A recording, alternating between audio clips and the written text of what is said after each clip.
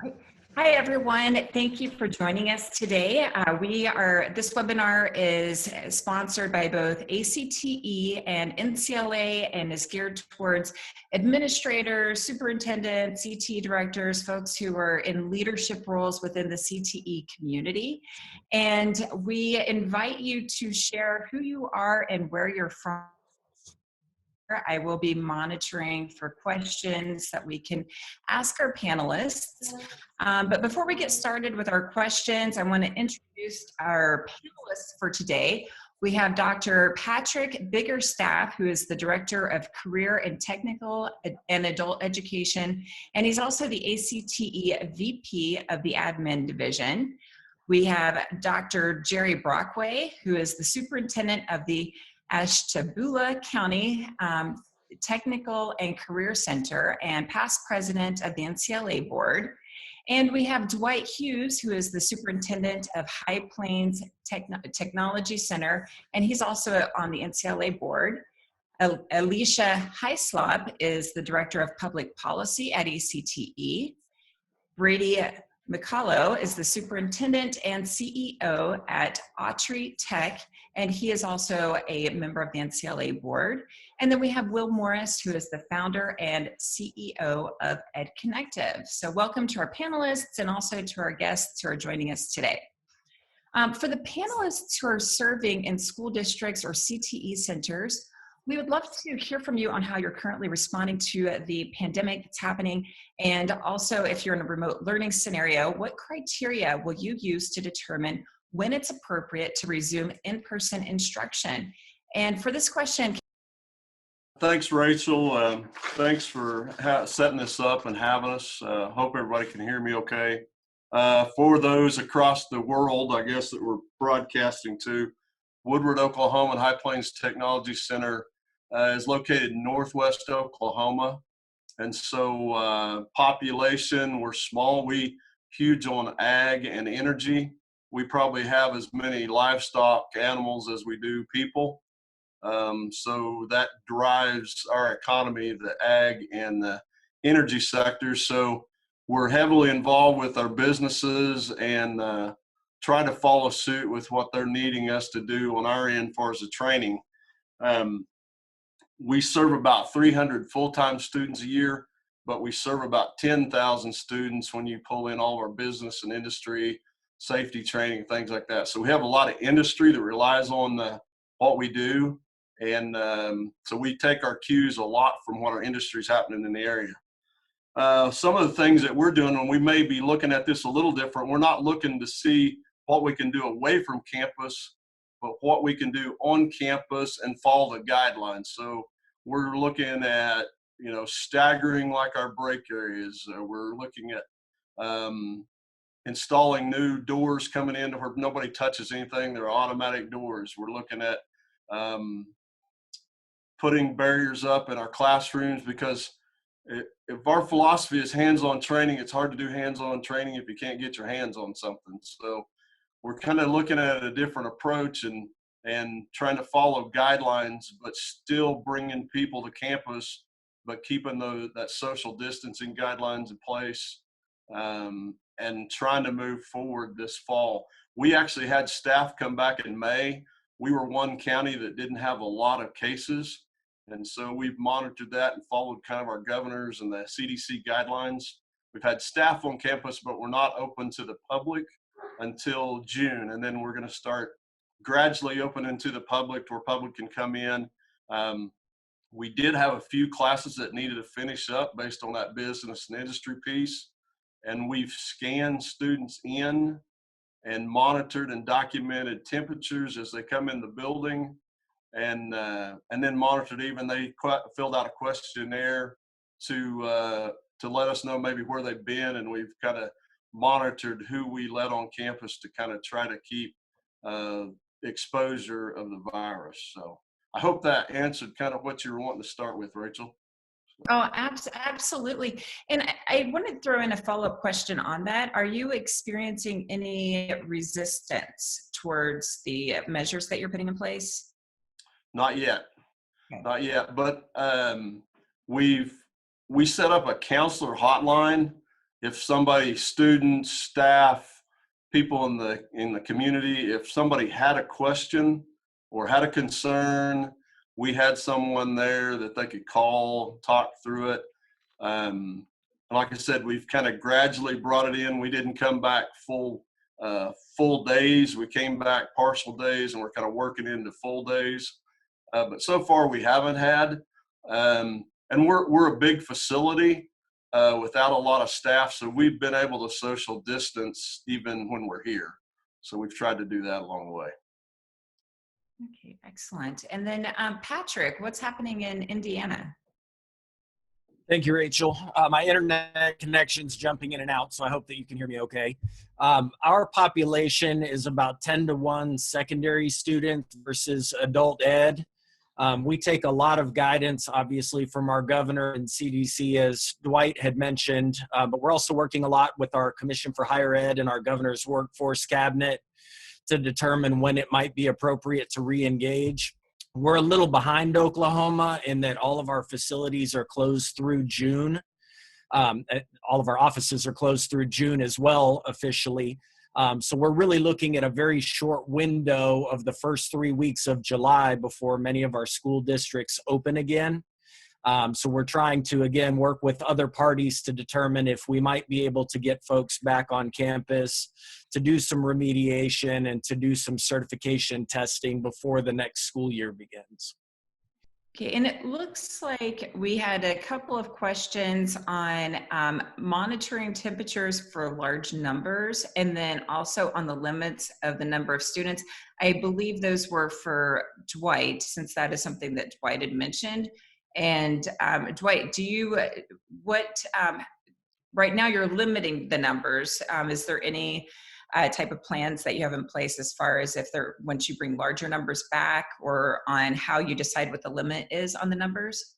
I think to follow those guidelines, I think that's something that we're looking into is numbers. Probably what will change is the number we have per class, and then try to monitor that. What we're looking at is where each teacher will have the ability to monitor students as they come in into their classroom so that we don't spread them throughout the building.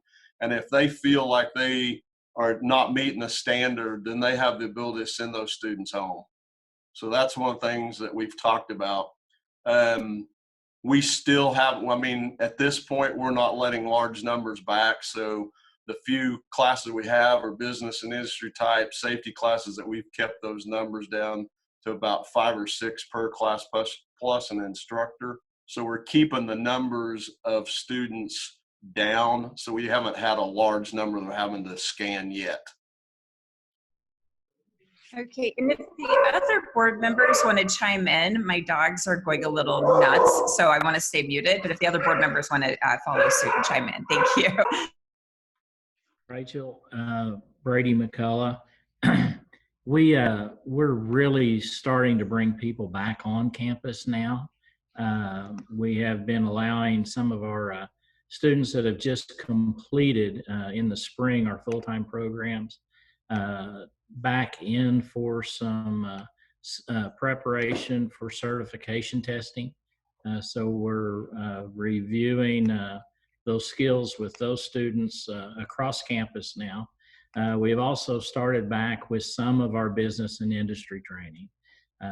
That training being limited to 9 students plus an instructor. However, we will be working with some groups a little bit larger than that in the near future, provided we have rooms that will allow for proper social distancing.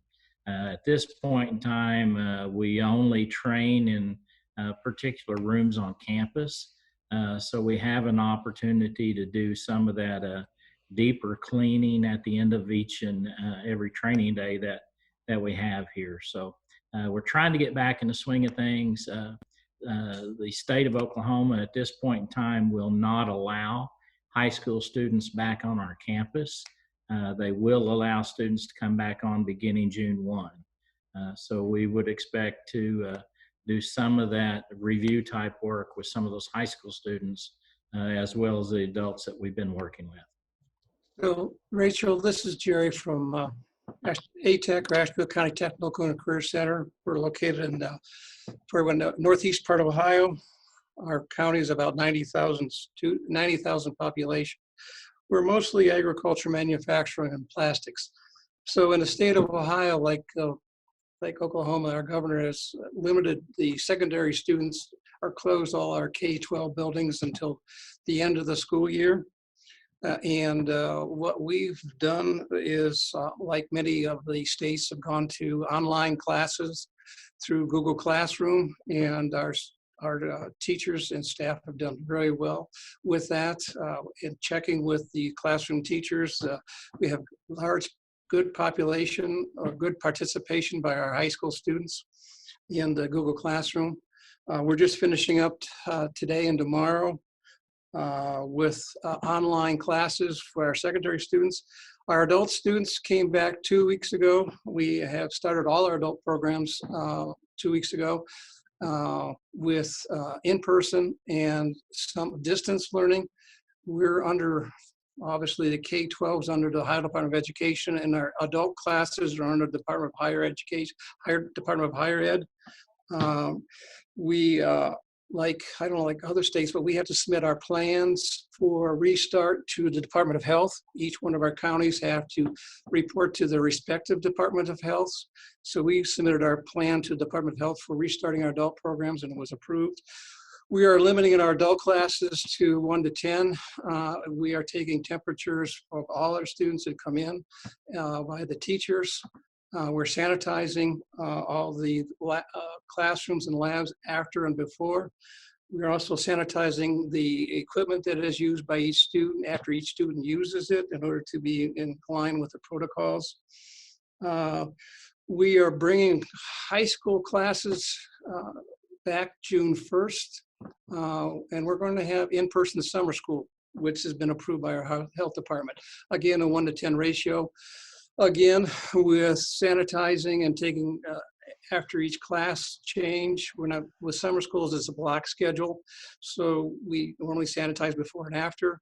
Breaks for high school students will be limited. Individuals can only leave the classroom one at a time. We will only be offering summer school for those students who have need remediation. So that's what we're doing as far as right now, as far as what our classes and what we're doing with our secondary and adult students. Okay. All right, and for our panelists who are in school districts and in leadership roles, what measures will be put in place to ensure the well-being of students, families, and staff moving forward? And some of you have already mentioned taking temperatures or whatnot, but we've had some follow-up questions with that, as far as even if you have a preschool program that works with high school students, what is that going to look like? Are you looking at a blend of virtual and in-person? But what are some thoughts on moving forward? And let's start with Patrick on this one. Thank you, Rachel. I think for us, as Dwight had indicated, obviously the ideal is to get everyone back in person 100% of the time. There are many, many aspects of career and technical education that we just cannot replicate with the same level of fidelity in a virtual environment as much as we would like to. I think we're having the same conversations everyone else is.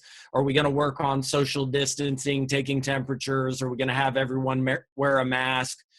So we're asking questions. Who's going to pay for this? What are the logistics going to look like? Is this feasible on a campus with 8,000 kids running around? It becomes very, very challenging. I saw a social media meme going around about all the meetings that are happening online, and everybody is saying delay, delay, delay. With the absence of information, you now need to make all the decisions. That's a frustrating situation, but that's where we feel like we are. We're taking little bits of indicators from our government, CDC and others, suggesting what things might look like. But we don't really have enough information to come up with a solid game plan yet. Many of us on the phone right now serve several school districts. I myself serve 11 school districts. So if those 11 school districts all come up with different plans, what's transportation to a career center going to look like? What's admission going to look like? Are we going to be able to rotate students in small groups of 6 or 8 or 10? And we just don't know. And that's why I feel like we're still in the information collecting phase, and why it's so useful for us to have conversations like this, so we can get best practices from across the state and learn from those who are a little ahead of us. And thank you for that. It's such a good point that there are so many questions right now. And I think that it's comforting to see that it's not just one person experiencing this. This is affecting everyone, and that we have the same questions and we can share those best practices and what's working and what's not working as well. Let's see, let's go to Brady. Brady, what are your thoughts on this? Some of the things that we're currently doing, we are taking temperatures at the door. Our staff is wearing PPE. We're in the process of trying to order PPE where we would have a month's supply to get us by, should we get in a bind, beginning in the fall. Our campus is a little different than most of the campuses in Oklahoma. We serve about 700 in full-time programs, but our total enrollment is approximately 30,000. So we serve a lot of clientele in business and industry, about 500 companies a year. So we are having to look outside the school itself to see how we can address those populations and meet the needs of the employers in this district. We're doing some things to try to get equipment in companies so that we can set up classrooms and be able to have classes originate from here on our main campus. Rachel, it was interesting question you asked of early on in the session, is there resistance to the PPE, and how is, I took that as how our company's reacting to it. We're running into both sides of that. We have companies that will gladly accept the fact that students are going to have to wear PPE if one of Autry's instructors is present within their facilities, but we have others that are hesitant to do that. In those instances, we will not put our employee into a situation where we do not feel that they're in a safe environment. So in those particular instances, if the company will not require the PPE for their employee, we're asking that that training be done on our campus, or we will set up the labs where we can broadcast into their facility, taking some older monitors and larger screens off the walls throughout the building I'm setting in, and putting new ones in here, moving some of the older equipment out to meet the needs in companies. We have also greatly enhanced the number of online programs, training programs that we have. Dwight mentioned a lot of training and safety. We do that as well. We've increased the number of virtual safety classes by about 600 since this event started. And we've found that the companies in this area are reacting quite well to that. In fact, we're able to put together some year-long safety training plans using only the online programs that we have. In addition to that, we're developing a lot of our own curriculum. We have an innovation team in place here at Autry that that's their job, is to go out and find new things to bring in and to develop the ways that we can use it. So they're working with all of our adjunct faculty that teaches in companies across the district, as well as our full-time staff, in trying to develop curriculum for each of the individual programs, so that hopefully when we get to the fall, we'll be able to roll out a much more curriculum than what we were available to do this spring. Okay, and Brady, we're seeing some questions coming in that are some really great questions, such as, Who is responsible for taking temperatures? Would it be a nurse versus a teacher? Questions on what does that look like if you have to send a student home? And I think some of these may have been for other panelists as well. Questions on in classes where safety glasses are required, what are we going to do about masks? I have yet to find a mask that won't cause glasses to fog, and if the glass fogs, then the student is no longer safe. What are some thoughts on these questions as far as the logistics for ensuring that everyone is safe? A lot of good questions there. I would say that if you'll come to Autry's campus on Friday morning, I'll be taking your temperature. We have teams of our management team that's at the doors. We have several of the thermometers, the no-touch thermometers, and if the temperature is above 101.4, then you're not going to get into the building.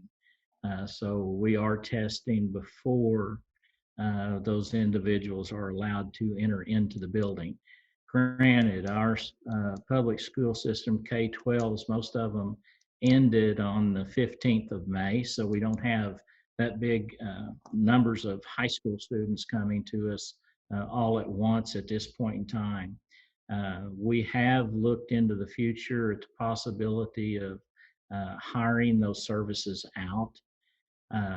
We have a company here locally that hires a lot of CNAs from us, and we might be working with him so that we're working with a third party in the future that would be doing that. So that's how we're handling the temperature component of that.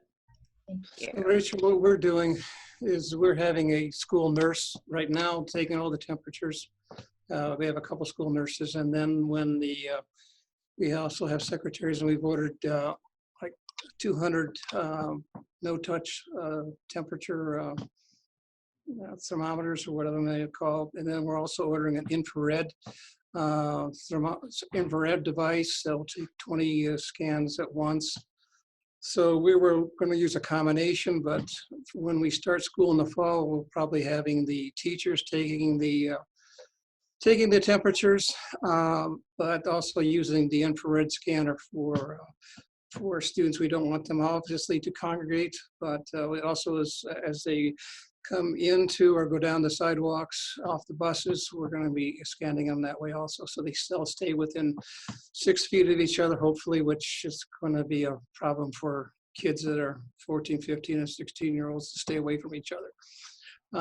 To answer your one question, as far as what do we do with students who refuse, we have had some students currently in our LPN and RN programs and in some of the night classes that will not come in. So we're doing what we're going to be doing in the fall, blended learning, which we are now setting up in our LPN and RN programs, where the teacher will be doing live streaming of the lectures or live streaming of the classroom instruction with a combination of Google Classroom with that. And then so that those who do not want to come in or have individuals at home who have compromising health issues and don't want to come in, that's how we're serving those students right now. And one of the questions that came through was, where does the funding come from for the PPE and the additional resources that folks are having to purchase right now to keep students safe? No, ours comes from the general fund. Same here on ours. Go ahead, Dwight. I was just going to say we are similar to what Jerry was talking about for scanning and temperatures with teachers, and then the funding for this. We donated, like Brady and several of the others in Oklahoma tech centers, we donated most everything we had early on to our hospitals and nursing homes. And so we're just reordering through the general fund to cover those. So replacing what we had. Yeah, we did a similar thing. We donated a lot of our masks and gloves and all their PPE equipment to the hospitals and nursing homes. So we got to replenish. We bought already 4,000 masks, and we'll probably be buying another 4,000 or many masks, because we figured we're gonna have to give each student a mask as they come in, and it'll be disposable, not the washable kind, because we're not sure that they'll come back in any type of shape. So we're gonna find disposable masks. But somebody asked a question about shields. We are using shields in our some of our adult classes. We're using shields and masks, and the shields are very, very effective. Although they're a little more pricey than the 80-cent mask. But shields, we are using shields, and they do work. They're very good. And Sally Ann Roth brought up a really good point that the COVID carriers can be asymptomatic, therefore symptoms won't register on a thermometer. And I think that's an important thing to mention. My husband is a physician, and he had a patient come in last week who did not have a temperature, but then started talking about the fact that she'd been around her sister who tested positive and symptoms she had previously, and she was tested and did come back positive. So I think that it's important to follow all of the additional guidelines for social distancing and whatnot as well. So thank you for bringing that up, Sally Ann. And let's see, the next question. Rachel, yes. This is Alicia. I just wanted to jump in and mention what a couple of people flagged in the chat, that CARES Act funding can be used to help purchase some of the equipment you might need to help protect staff and students in the fall. For higher education institutions, there's actually several allocations that have come out, and then on the K-12 side, through your school district is how the fund should flow. And purchasing things like thermometers and protective equipment in various forms should be pretty high on the list of districts as they use those dollars. Oh, thank you so much for that. That's good to know. And Will Morris with Ed Connective, are you on the call? Yes. Oh, hi, Will. Thanks for joining us today.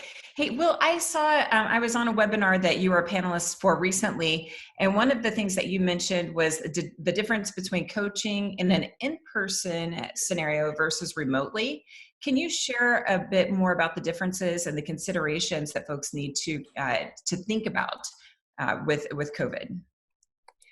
Yeah. At Connective, quick background is that we're currently helping schools and districts get better at distance learning. We've been supporting educators for over 5 years virtually. And so what we're seeing now is that there's been a big struggle with just the quality of distance learning and the quality of the blended learning that is occurring. Most teachers are not trained classically on how to provide an excellent online lesson. And we're seeing a lot of barriers because of that.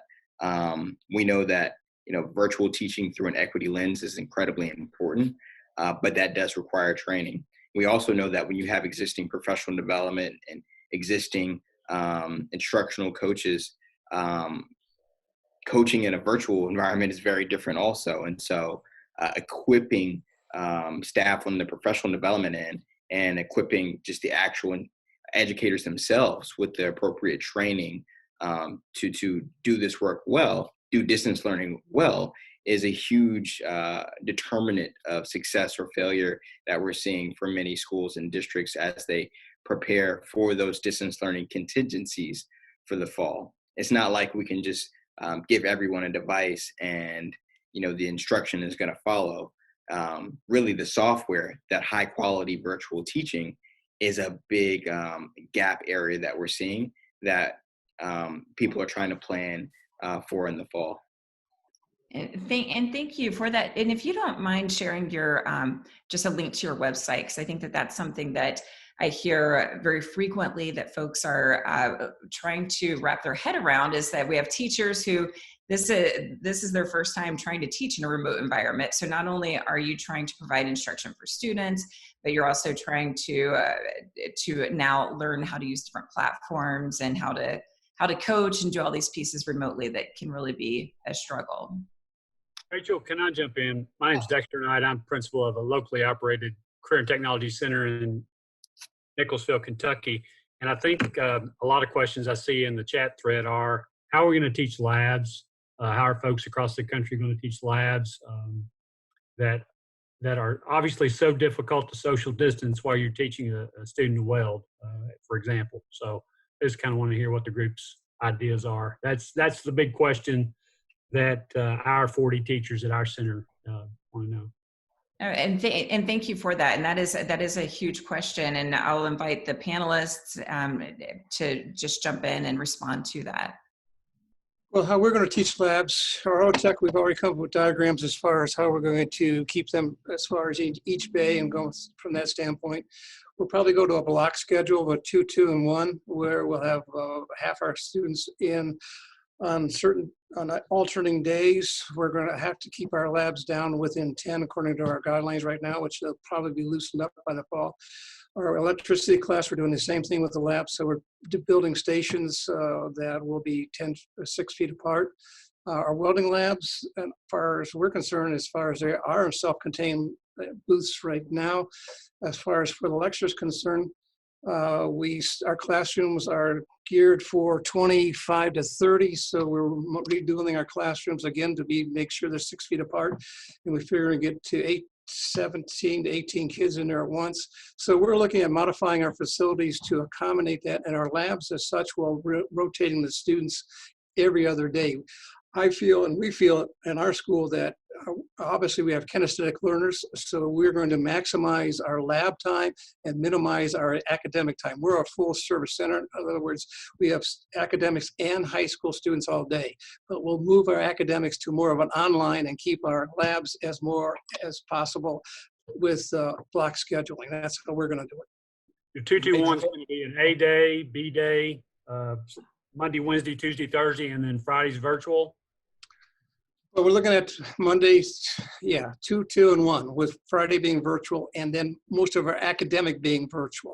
Our English, maths, algebra, physics, trigonometry, and so forth being virtual most of the time. But like I said, our labs, I want to be block scheduled, so I get 2 to 3 hours a day or more. Is because of the funding in Ohio, it's an FTE seat-based. I want to try and maximize my seat, but also to make sure our students are kept interested in our school, because that's what they come here. That's what they're coming to us to do, is hands-on. Kentucky, locally operated and state-operated centers, I can speak for the local, they're seat-based too for funding number of students and seats. So thank you for that. That's how we're going to do it, or look at doing it. And thank you for that. And I do see in the chat that someone asked if you could type in the 221 details. So if you don't mind responding to that in the chat. Patrick, how about you? What are you doing with the whole remote learning piece versus lab time, seat time, making up some of the seat time that's being missed? Yeah, obviously, several of our programs are difficult to execute in a virtual environment. I just wanted to mention some of the things that I've seen. I know we have a lot of employer partners and instructors who are doing demonstrations, and then students at home will perform work and share video with the instructor. Obviously, there are some challenges in that not every student has internet access, not every student has technology. So we're working very hard to address those issues. But there are lots of examples of teachers, for example, in agriculture, who have gone to student homes, dropped off materials, and then the students would engage in work, say, analyzing soil properties and things like that over time. Then they could provide records or actually produce materials that would then be returned to the school. So things like that have happened. Obviously, in the welding example that was introduced, that's very difficult in that people aren't going to have the materials at home to be able to do that. So in a lot of those cases, we're essentially delaying, where students are working through various modules as they can, virtual, wherein we might be able to get back into the school environment, or if not the school environment, potentially an employer partner or a post-secondary partner's facility to be able to do the skill proficiency demonstrations. And Patrick, do you happen to, I've seen a couple of questions about safety glasses fogging up, and some folks have shared out solutions. Is that something that you've had issues with so far as masks and the fogging piece and the safety problems that could happen because of that? So we've not had to deal with that on a large scale yet because we've been out of the building since March 13th. But my solutions are the same that you would find online. I think there are some like some vinegar-based solutions that you can put on the glasses to reduce fog. So we're exploring absolutely everything we can to find workable solutions. We want to effectively serve as many students as we possibly can. And again, we feel that they're best served from a academic perspective as well as a social perspective if we can get them back in the building as early as possible and get them engaging with their cohort of peers. Thank you. And we know that something that everyone is experiencing is this loss of class time, and there's always that issue of the summer slide every year. But now, in addition to that, we've had students out of school and missing time, and that's been magnified. How are you addressing the class time that's being missed? And I'll go ahead and start with you, Patrick, on this one. We've continued virtual learning since March, and in fact, we'll go through this week and next week with students engaged online. Obviously, we've had some challenges. I know there have been lots of questions in the chat room about equity, about students with IEPs. So we have individuals who have been assigned as additional supports to reach out and communicate through whatever channels available to make sure that students have stayed engaged to this point. But there's no doubt there's been learning loss. We can't ask students in every class to spend hours a day online. So we know that we're going to have to do some catch up, and that's why we're hoping to be able to reconnect as quickly as possible. And if I may, just for a second, I know there have been several questions to go by about how we're handling practicum experiences and things like that. We have several employer partners and contracted partners who are more than willing to accept our students today. But again, our governor has closed down the state through the end of June. So unfortunately, we're on hold in a lot of areas. I will say, though, in areas like cosmetology, as that was a specific question, our contracted partner has provided access to some online materials that have allowed students to go ahead and earn hours through a virtual environment. They've also asked for certain skills to be demonstrated on video and returned to the instructor. So most of our students are able to continue making progress, not only toward certification, but toward their dual credits. But there are some areas where I'm thinking of aviation maintenance, for example, where we've just had to say programs are on hold. When they reopen, we're going to get students back in at no cost to the students. Their tuition has been paid for the spring semester, so we're giving them an incomplete, and we'll just allow them to continue as soon as we can. And A quick comment there, Rachel, about the learning loss piece. Was doing some research on this actually earlier today. There's this tension between remediation and acceleration. So when planning instruction for the upcoming year, some may be thinking about focusing on the remediation. It's kind of to go back to wherever students left off before quarantine and teaching them from that point forward, rather than starting the new school year where you might normally start, which seems logical. But there's actually some lessons learned from a report of what happened after Hurricane Katrina in New Orleans, where, according to that report, schools that focus mostly on skill recovery rather than teaching grade level content found that students were less engaged and scored poorly on tests, whereas schools got better results when they took a spiraling approach. So where the regular content is taught on a normal schedule and the gaps in student knowledge are filled in and scaffolded as needed. So something interesting I was just looking at today. Do you happen to have a link to that? Yes. Okay, because I want to look into that more. That's a really interesting concept. I hadn't thought about that side of it. All right, and Dwight, what's happening in Oklahoma? How are you compensating for the seat time missed, or certifications, or really thinking through addressing the summer slide? Yeah, we've offered our students to come back early. Those that, because we felt like we had about a 2-month gap that we missed. and similar to what we were just talking about earlier, to start where we left off and pick that back up and try to get them back up to speed before we hit the fall. And I saw a question. I think all the experts are over here on the chat. I think I've been watching these questions, and I think most of the questions are getting answered over here. So if you're not watching that, I suggest you do. But one was about sanitation, and I might touch on that. And I was trying to get the brand, and if I do, I'll put it in there. But we have a gun and a machine that we go in and sanitize restrooms. I mean, we're ramping up our cleaning staff, our classrooms, our shop areas. And so we're looking to really ramp up our sanitation as we have students in. So that was one of the questions I saw pop up, and is if I can get the brand of that gun, I'll share, because it's just like a handheld kind of a pistol grip deal that you go in and you can sanitize with. That's working really well. We've even looked at maybe third party in some of that. So I guess it's a Victor or Victory, I guess, brand. I'll get more information and try to get it on the chat before we finish. But to the earlier question, Rachel, is we're looking to bring those students back a little early, have opportunity.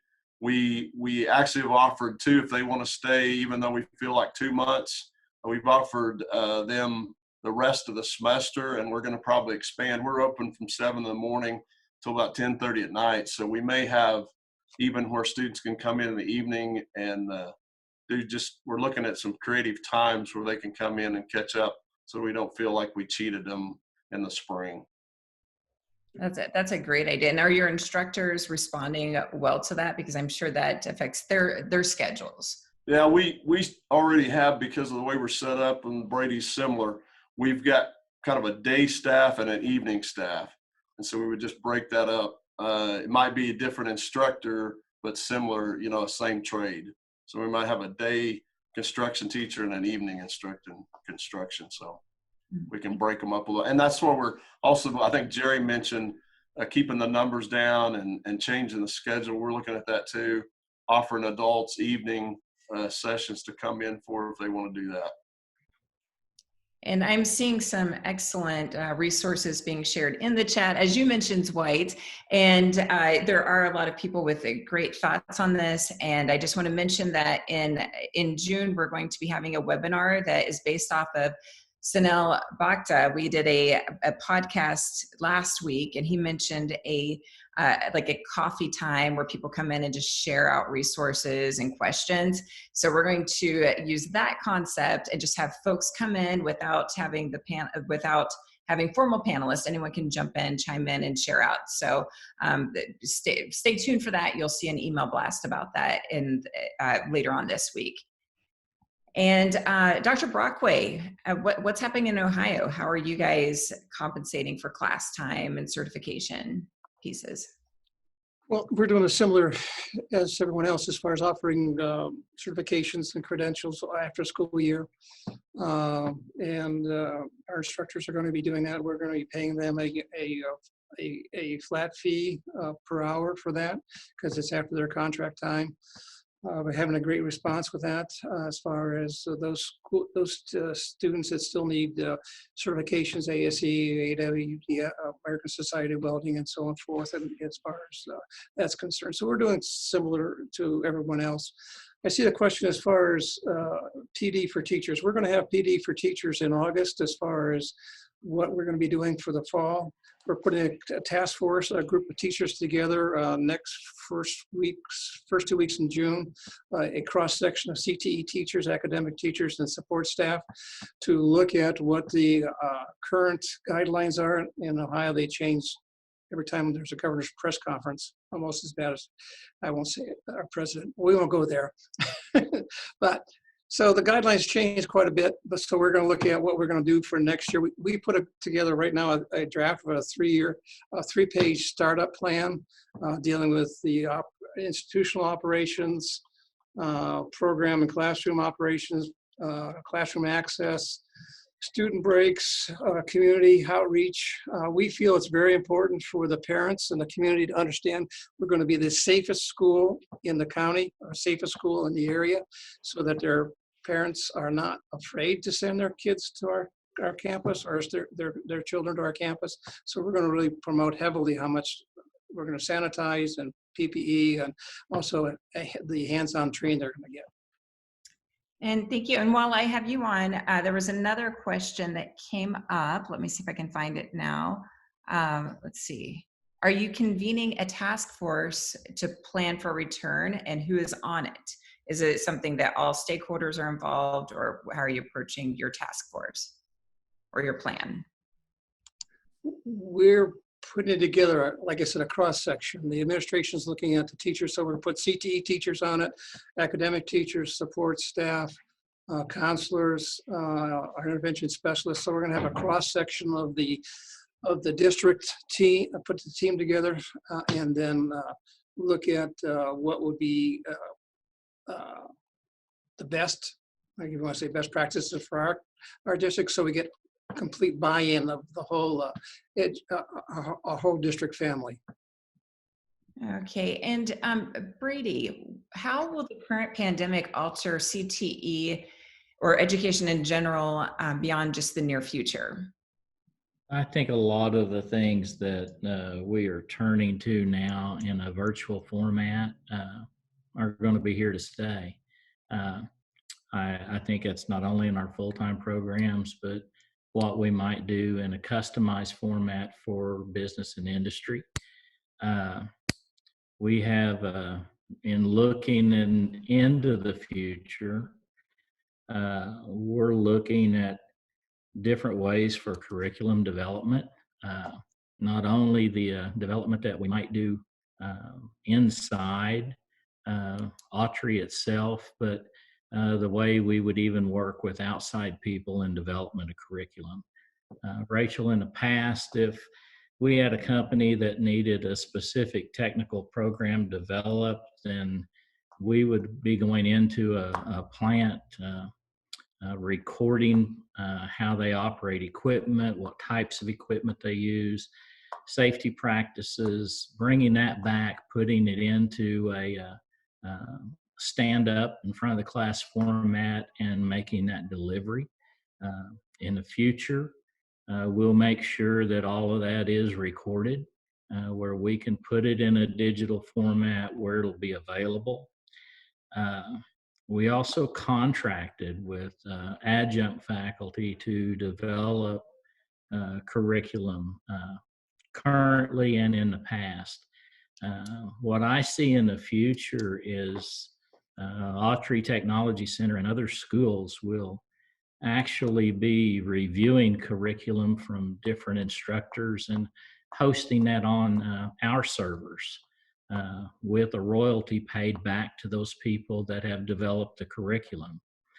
We've got adjunct faculty that have worked inside plants. In fact, they might have retired from many of those companies that we work with. They know how that place operates. So we will be working with them. In fact, we're developing contracts to allow us to do that now, where they develop curriculum, we review it. It in turn is hosted on our website. So our own clientele, as well as new customers, wherever they might be, would be going to an Autry website to find curriculum that fits their individual needs. In the past, we've always looked outside for that type of thing to bring in. I think we will use that to drive people to our own website to open up additional training opportunities for the school itself. Another thing, and I want to touch just a second on the last question you had about the loss of instruction time. We provided virtual instruction. We have people back now trying to pick up on those hands-on skills, and we'll use some of the time at the beginning of the next contract year for our instructors to deliver that. We'll slot students in the fall, but one thing that we will do is we will guarantee our students to our employers. So if our employers hire one of our students and there is this particular skill set that they think they need more instruction on, they can bring those students or send those students back to us at any point in time. Or if it's a new set of skills that they have for the workers in their particular facility, and they have one of our graduates already on staff, they won't pay for that particular graduate to receive the skills that they need to be successful in that company. Those companies serve on our advisory council. They're telling us what we should be teaching. This is one way that we ensure that we can do that. So teaching those skill sets even after the student has left our campus is a priority that we have. So we're going to honor that with our companies with that guarantee. And thank you. That's really, really helpful. And I'm sure, well, first of all, I want to have you on the podcast soon to talk more about what Autry is doing, because having been able to see your campus and the phenomenal innovative work that's happening, I think that's beneficial. Next, let's have Will. Can you share a little bit on your thoughts on what the future of CTE and education will look like in the near future and moving forward? Ooh, that's a big question. What I can say is that, no matter what, I think most folks are going to have a blended learning scenario ready, in their back pocket, in their quiver when it comes to the fall, whether you have blended in person and we have to go to some measure of social distancing again. And so I'm not sure exactly what it's going to look like, but I think folks would be remiss not to highly train our educators in how to still be as effective as possible in those virtual settings. And so looking beyond just access to devices and really equipping them with the strategies and mindsets it takes to be impactful in the online setting, even with the constraints of not having some of the tools and physical things that are needed. So that's my 2 cents on it from our perspective.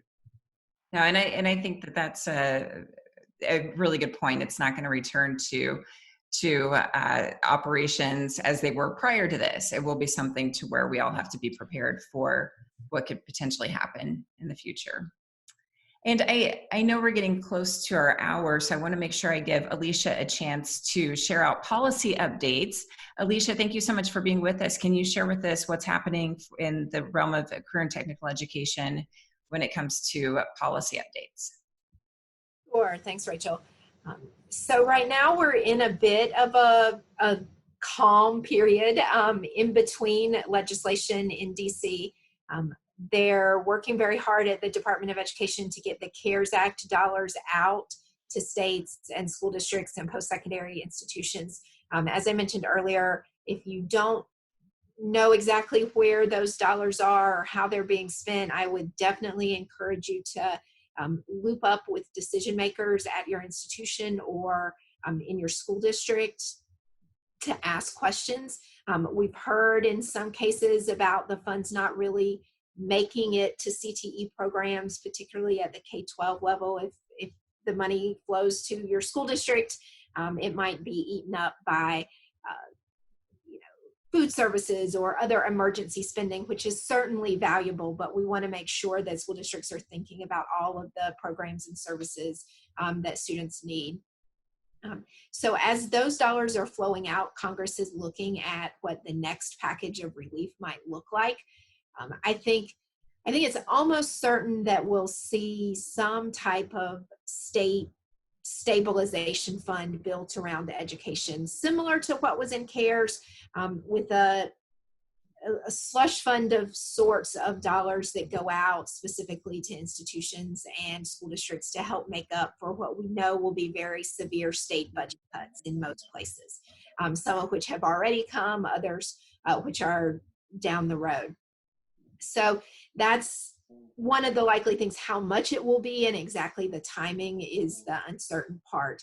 There was a $90 billion amount attached to that provision of the House Democrats bill that passed about a week ago, but the Senate has yet to act on the next package and says they want to wait a couple of weeks to see how things are going. So best guess for timing would be probably end of June before we saw another piece of legislation finalized, unless something changes drastically in the situation around the country in the next couple of weeks, which things have been changing drastically repeatedly, so that certainly could happen.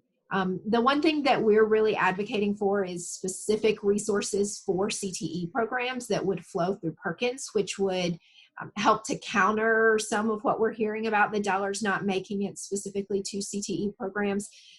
So that's what we're advocating for, and you've probably seen all of our materials. But regardless of the funding stream for the dollars, we just want to make sure you get as much relief as possible, because we know that all of the things that you were talking about for the last hour take resources. It takes resources to buy protective equipment. It takes resources to staff taking students' temperatures and to bring students back in for makeup time if you had to close their programs. All of those things we know take additional resources. So we're working hard on that. And we would love to hear from you about what your specific needs are so that we can then share those up with policymakers and see what we might be able to do to help with those. And thank you so much, Alicia. And Alicia did share her email address in the chat, so please reach out to her with any questions. Thank you so much. And I know that we're getting close to the end of our time, and we didn't even get through half of the questions that were in the chat or in the side panel, but we will address those on a future webinar, because those are things that are just everyone shares in common. But what I would like to do is close with a rapid fire, letting each of our panelists share out a recommendation or a closing thought that they have for leaders. And let's go ahead and start with you, Dwight, for this. And then each of the panelists just go ahead and chime in after he finishes. I would say this is such a fluid situation. And that's one of the things that I've tried to stress to staff as we move forward. Today, we talked about things we might do, and tomorrow they may be completely different. So I think we've got to stay flexible and adjust to the situation. So that would be what we've tried to do with staff, is just stay alert and see how this thing goes. I think we have to try some things that may not work, and we have to adjust. But that would be my shout out at the end, is just stay flexible and stay positive and stay healthy. Thanks everybody for being on. It's your turn, Brady. I thought you were going to say that. I told staff the other day that if I'm going to err, I'm going to err on the side of safety. And I'm going to put people in the safest situation in my mind that I can put them in. And if I don't think that it's safe, then at this point in time, we're not going to do it. And that's going to be challenging because I know that's not going to be accepted well by all, but it's going to help me sleep at night. So if I had to just say one thing, that's what it is. Use your head, put people in the safest situation that you can possibly provide, and then keep moving forward. Thank you. So I agree with everything that Dwight and Brady had said. Certainly, we need to keep exploring options that will make sure that we are safe and taking the smartest steps forward to protect our students. Toward that end, I want to mention that the ACTE Communications Department just sent an email out to membership. It includes a short 10-minute survey where you can shed light on what each of you are doing locally to prepare for next year. So if you wouldn't mind participating in that, that would be great. And also for those of you interested in virtual models of work-based learning, I know that Kelly Deemer has shared a link in the chat room for a webinar tomorrow sharing models that are working across the country. So I know I plan to attend that one. Hope you guys can join that as well. Best wishes. I can only echo what my two senior individuals who are wiser and greater than I have said as far as flexibility and safety. I would say also make sure that the staff has a buy-in into it, that you involve the staff and your staff into the decisions and the modeling that's going to be put forth for the upcoming year. The staff is as far as I'm concerned, my strength. They're very student-oriented, and they will come up with great ideas on how to meet the challenges that Career Tech has met over the last 50-some years. We've always risen to the challenge, and I'm sure we'll rise to the challenge also with all the great leadership we have. Yeah, my 30 seconds is just, the status quo is upended. This is actually a great opportunity to do new and innovative things moving forward. This has created some space for us to try some cool things.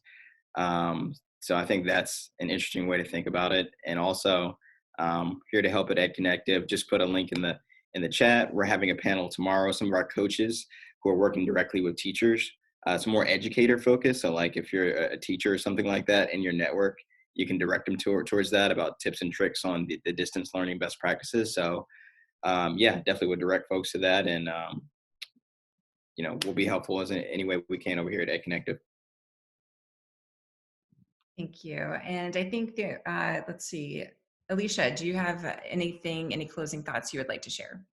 Nope, I'm good. I think the other panelists summed it up greatly. Just please do reach out to us at ACT if you have questions or concerns, or there's anything we can do to be helpful. Thank you so much. And there is a question in the chat for the link for the work-based learning online session. So I know Kelly is on the call, or Patrick, if one of you can share that in the chat. And thanks so much to our panelists for sharing your expertise and so many great best practices for moving forward. And for those of you who had asked about sharing this recording with others, yes, please do. This will be in our NCLA our YouTube channel. So please feel free to share that link with others who were not able to join us today. Our next webinar will take place on June 9th at 11 a.m. Pacific time, 2 p.m. Eastern time. And that's going to be on the future of work and the future of education. We have an awesome lineup of panelists for that as well.